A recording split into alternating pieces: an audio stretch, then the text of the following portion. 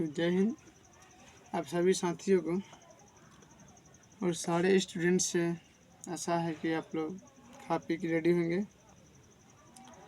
तो हम लोग कल बात किए थे गवर्नमेंट ऑफ इंडिया एक्ट 39 पर 1935 पर, जो कि हम लोग कल आधा क्लास हो चुका था और आधा बाकी रह गया, क्या कि लंबी क्लास हो जाने से आप लोग भी थोड़ा बोरिंग हो जाते हैं, तो इसलिए हम लोग छोट में आपको समझा रहे हैं।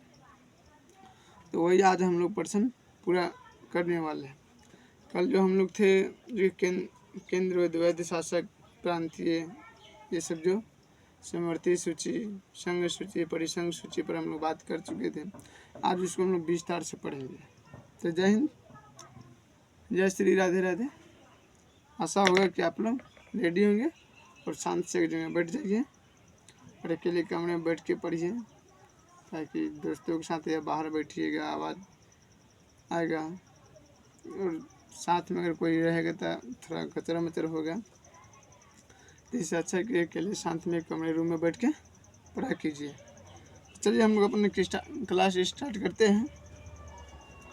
तो कल हम लोग जो थे समवर्ती सूची पर हम लोग बात कर चुके थे ना।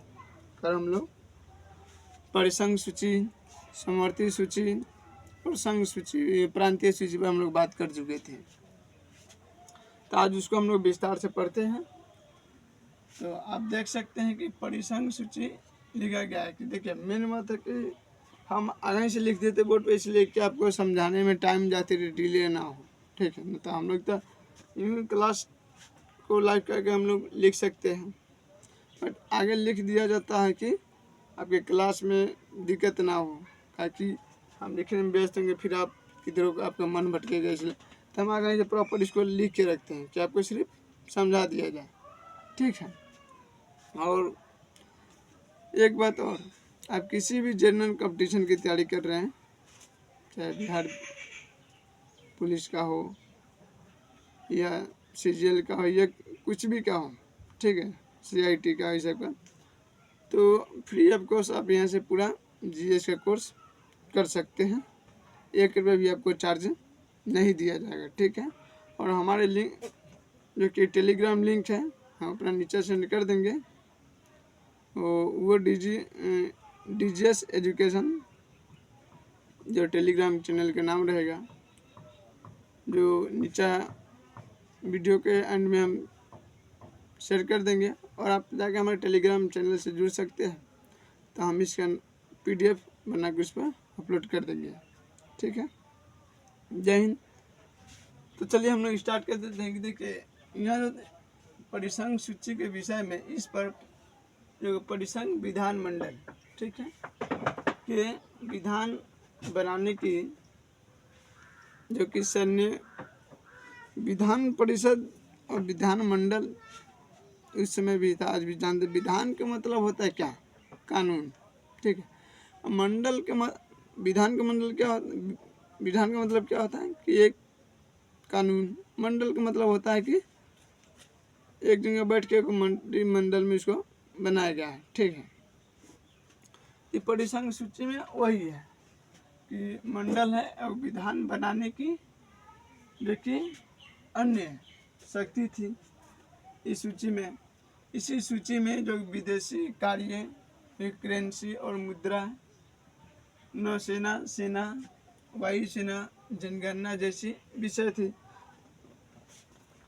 परिसंघ सूची में क्या है कि उनके विषय के बारे में बताया गया कि इसमें क्या है ना कि आपको सेना हो गया, नौसेना हो गया, वायुसेना हो गया, जो कि विदेशी करेंसी हो गया, अपने देश का मुद्रा हो गया, और सारे प्रांत रियासत के उस समय जो जनगणना होता था, वो सारे जो विषय हैं, वो सारे जो मुद्दे हैं, जो उसमें जितने भी आर्टिकल लिखे गए हैं कि क्या कैसे प्रोसेस उसका होगा, क्या प्रोटोकॉल होगा, वो सारी जो पद्धति है ये परिसंघ सूची में लिखा गया है। ठीक है।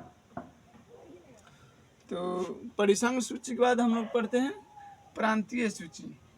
ठीक है। हम लोग परिसंघ सूची पढ़ लिए कि परिसंघ सूची में कुछ खास नहीं है, इनमें विधान बनाने की यानी कानून बनाने की शक्ति है, जो कि अन्य कई तरह की है। और इसमें जो किस किस चीज़ पर बनाया जा सकता है कानून, जैसे कि करेंसी आता है, जैसे विदेशी करेंसी हो गया, अपने इंडिया के करेंसी हो गया, मैंने रुपया हो गया, और सेना हो गया, वायु सेना हो गया, जल सेना हो गया, और जनगणना, इस सब पर उसमें प्रोटोकॉल एक क्या कानून हो गया, ये सब लिखा गया। तो अब पढ़ लिया। अब हम लोग प्रांतीय सूची में पढ़ते हैं कि विषय पर प्रांतीय विधानमंडलों और अन्य आधिकारिकता। ठीक है, तो आज कहा गया कि जो कि इस विषय में जो प्रांत के जो प्रांतीय इस समय जो प्रांत जो अति थे मंडल, तो उसमें जो बनाए गए थे कानून जो कि विधान मंडलों की अन्य जो कि आधिकारिकता जो अलग थी, यानी इस सूची में जो कि वर्णित विषयों पर प्रांतीय सूची के कुछ विषय थे।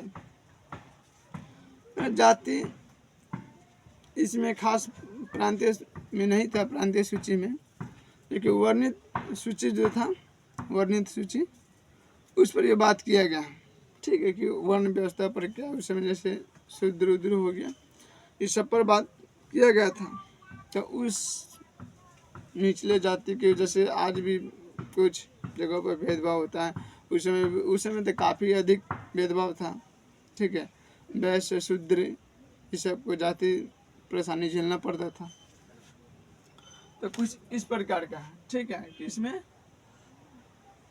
अब कुछ टॉपिक इसमें आते हैं, जैसे कुछ इसमें मुद्दे, जैसे कि मान लीजिए कि इसमें जो कानून बनता था, जो इसमें कानून बनता था वो बनता था प्रांतीय, यानी पुलिस।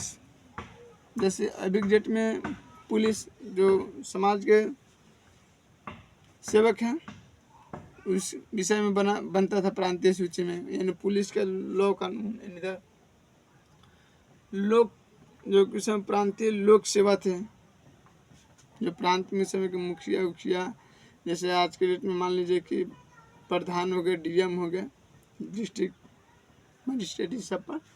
तो उस समय प्रांतीय में ये कानून उनके पास बनाने का अति तक किस पर, पुलिस पर, प्रांतीय लोक सेवा पर और शिक्षक पर, यानी शिक्षा पर। ठीक है, इस मुद्दे पर प्रांतीय के पास प्रांतीय सूची में पावर था कि आप शिक्षा पर कानून बना सकते हैं, प्रांतीय लोक सेवा यानी मुखिया उखिया ये सारे लोगों पर आप कानून बना सकते हैं, और पुलिस, ठीक है, उस पर भी बना सकते हैं।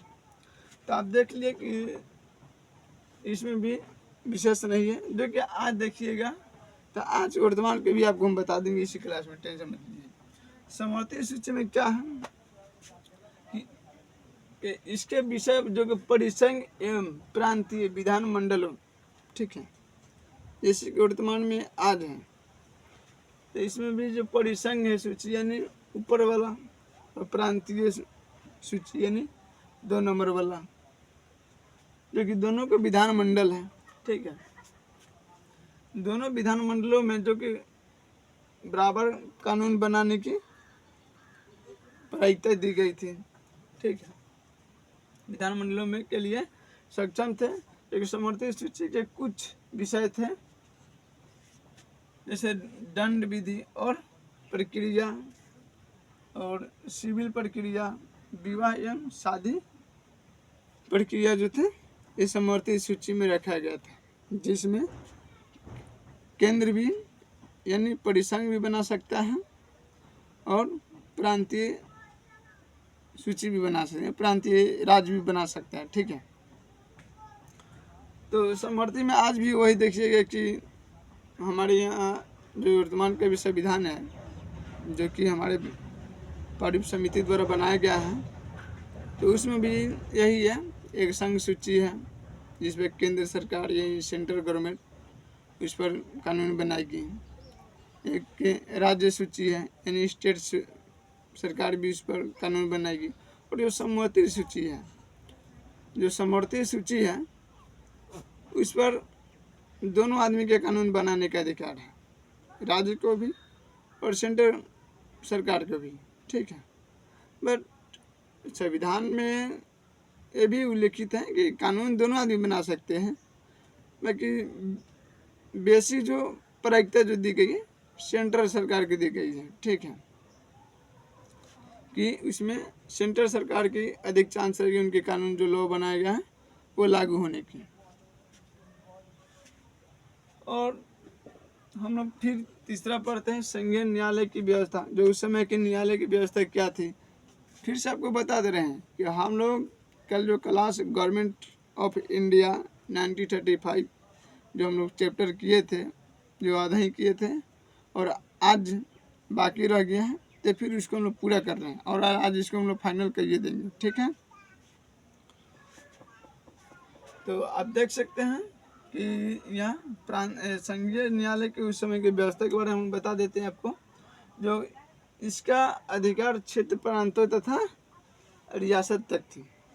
ठीक है, जो न्यायालय की व्यवस्था जो है इसका अधिकार क्षेत्र जो प्रांत से लेकर रियासत तक दोनों में था, जो न्यायालय का। जैसे आज के देखिएगा शहर गांव दोनों पर है न्यायालय की। ठीक है,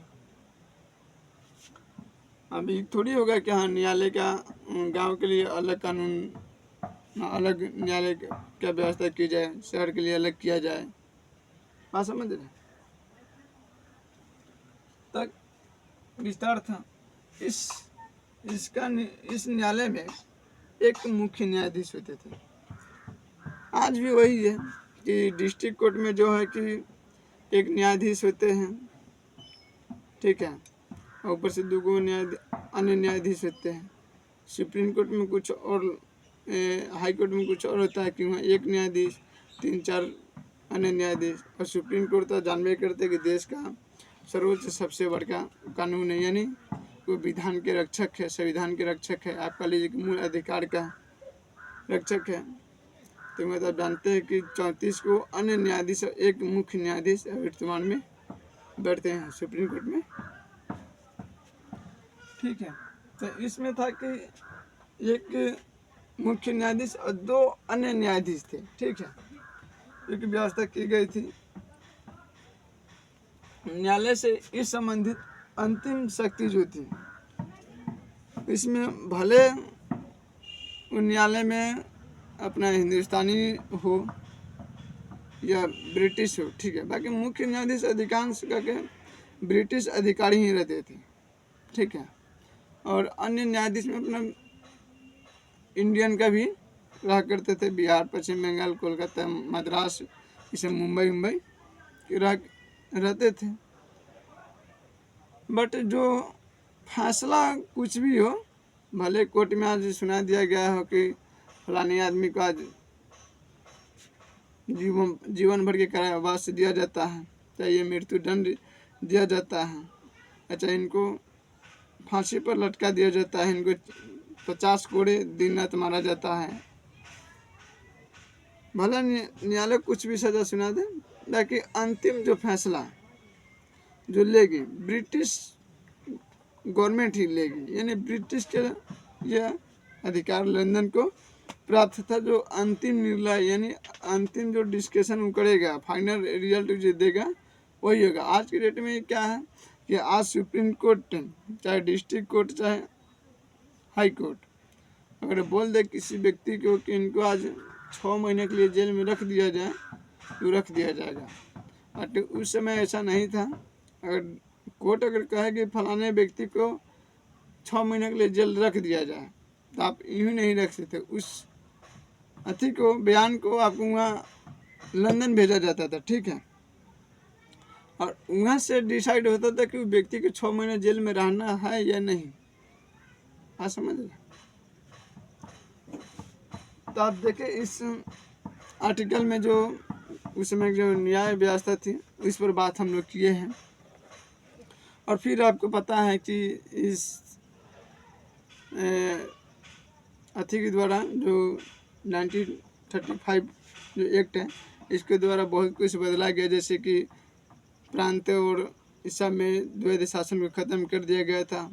जो कि वर्मा आज के डेट में वर्तमान में जो म्यांमार है, उसको भी अपने इंडिया से तोड़ दिया गया था। इसी अधिनियम के द्वारा वर्मा को भारत से अलग कर दिया गया था, जो कि अदन के जो खाड़ी है ये ब्रिटिश जो कि अति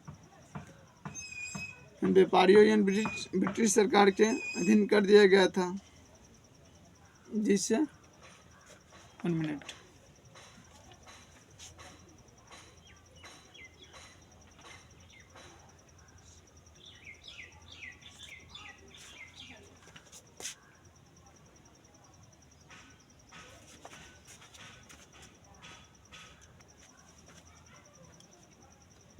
ठीक है। हाँ हो जाएगा भाई।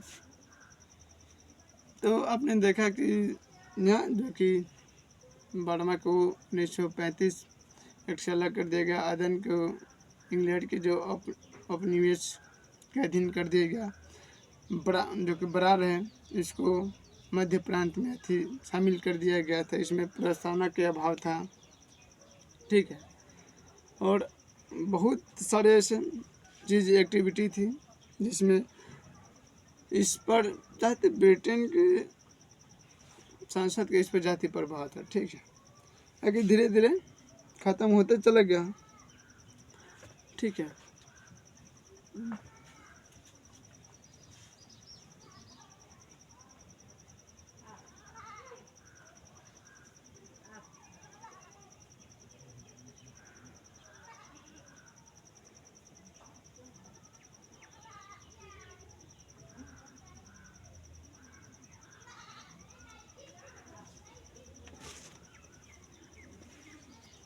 और इसमें जो कि देश की जो मुद्रा और साख पर नियंत्रण किया, और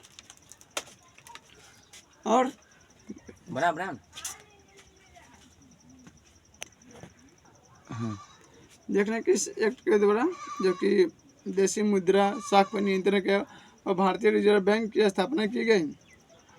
और इसमें लगभग इस एक्ट के द्वारा भारत के 10% से अधिक जनसंख्या को मत देने का अधिकार मिल गया। तो आशा है, उम्मीद है कि आप लोग को ये क्लास अच्छा लगेगा, और अपना फीडबैक कमेंट में ज़रूर दीजिएगा। तो जय हिंद, जय श्री राधे राधे। तो मज़े कीजिए, बाय बाय।